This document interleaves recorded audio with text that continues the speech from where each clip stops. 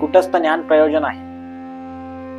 या प्रयोजनांना सिद्ध करण्याकरिता अनेक साधू संतांनी, वरिष्ठांनी अनेक वेळा त्या परिस्थितीमध्ये वेगवेगळ्या प्रकारे परिश्रम घेतलेले आहेत. कूटस्थाची व्याख्या विशद करत असताना आपल्याला ध्यानासंबंधी अनेक संरचना सिद्ध कराव्या लागतात. ध्यान म्हणजे काय? ध्यानाची व्याख्या काय असू शकते?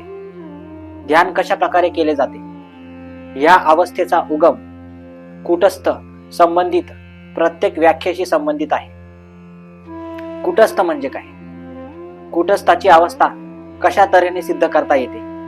कूटस्थ ज्या मार्गातून अभिप्रेत आहे त्या मार्गातून नेण्याकरिता त्याला किती कष्ट घ्यावे लागतात, या सर्व संबंधीचा उहापोह आज आपण करणार आहोत.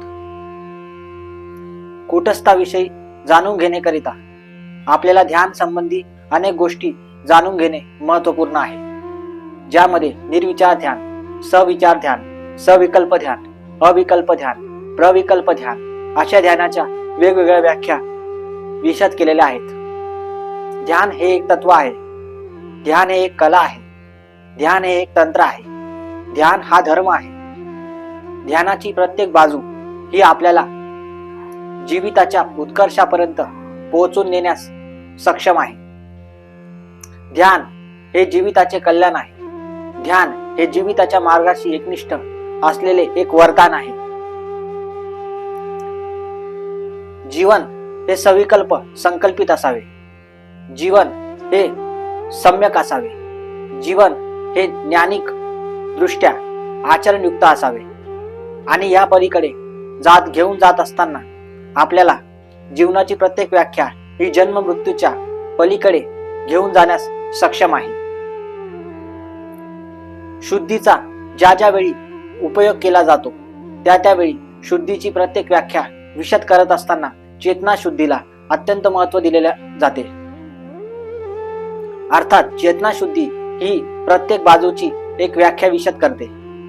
चेतना शुद्धी ही प्रत्येक ध्यानाची बाजू विकसित करते.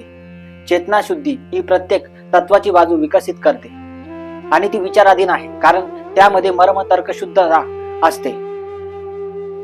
तर्कशुद्ध विचार, तर्कशुद्ध प्रणाली, तर्कशुद्ध चिकित्सा ही चेतना शुद्धीची एक जमेची बाजू आहे. मग ही चेतना शुद्धी ज्या तऱ्हेने केली जाते त्या तऱ्हेला वेगवेगळ्या प्रकारचे विशुद्धीकरण असे म्हटले जाते. अर्थात हा घटक मनोयोगाशी संबंधित असून निर्विचार ध्यान, सविचार ध्यान, सविकल्प ध्यान, निर्विकल्प ध्यान या सर्व कल्पना इथे वृद्धिंगत करता येऊ शकतात. जीवन आणि जीविताचा उत्कर्ष हा प्रामुख्याने एक घटक मानला गेलेला आहे. कूटस्थ हा जीवनाचा एक मानबिंदू आहे. कूटस्थाची एक प्रणाली ही कपालेश्वरामध्ये स्थित असून त्याची नित्य पूजा करणे हे साधकाचे परम कर्तव्य आहे. मग हे कूटस्थ आणि त्याची ध्यान संरचना नेमकी काय आहे याचा आज आपण विचार करू. कूटस्थ हे दोन भुवयांमध्ये विराजलेले एक कपालेश्वराचे स्थान आहे.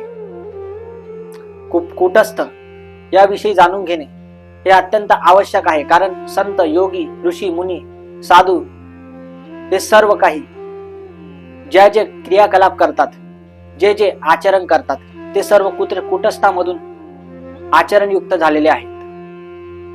कूटस्थ हा ज्ञानाचा एक आधार आहे. कूटस्थ हा ज्ञानाचा एक तत्वप्रणालीचा एक भाग आहे. ज्ञानाची प्रत्येक तत्वप्रणाली ही सिद्ध करत असताना आपल्याला जीवनाचा उत्कर्ष साधने गरजेचे असते. हे कूटस्थ आपल्याला जीवनातून शिकवते.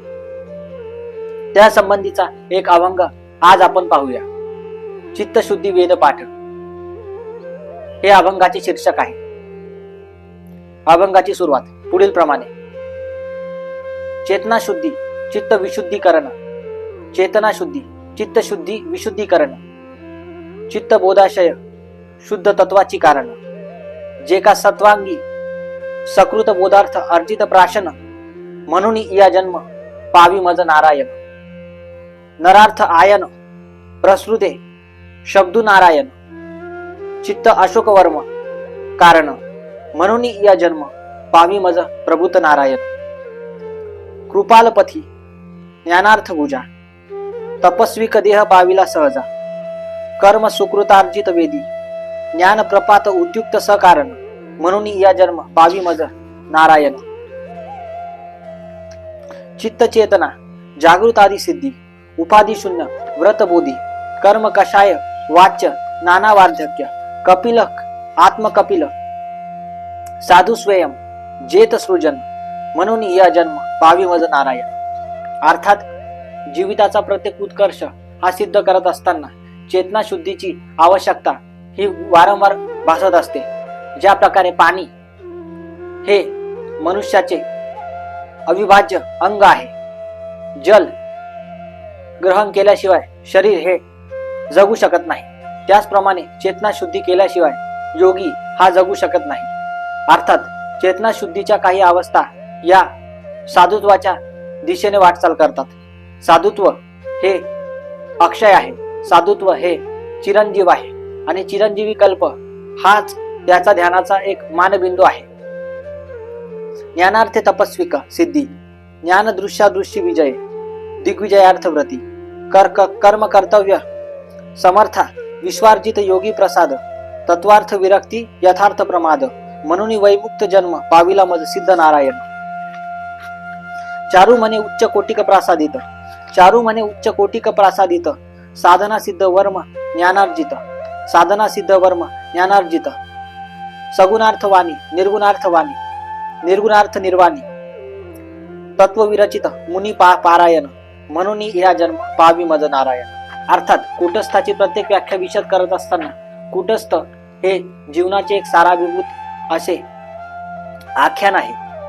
अर्थात ध्यान तत्वाची प्रणाली सिद्ध करत असताना साकार ध्यान, निराकार ध्यान, निराकार म्हणजे काय, निराकारामध्ये काय काय अपेक्षा असतात, निराकारामध्ये कोणत्या कोणत्या तत्व प्रणाली असतात, त्यामध्ये तत्व प्रणालींचा कोणकोणत्या दृष्टिकोनातून कसा कसा वापर केला जातो आणि तर्कशास्त्राच्या दृष्टिकोनातून त्याची अंमलबजावणी करताना प्रत्येक ध्यान कसोटी ही कशा प्रकारे सिद्ध केली जाते, ही प्रत्येक शून्य अवस्था प्रशून्य अवस्थेपर्यंत मनुष्य कशा प्रकारे वृद्धिंगत होत असतो, ही प्रत्येक साराभिभूत संरचना यामध्ये विकसित केलेली आहे.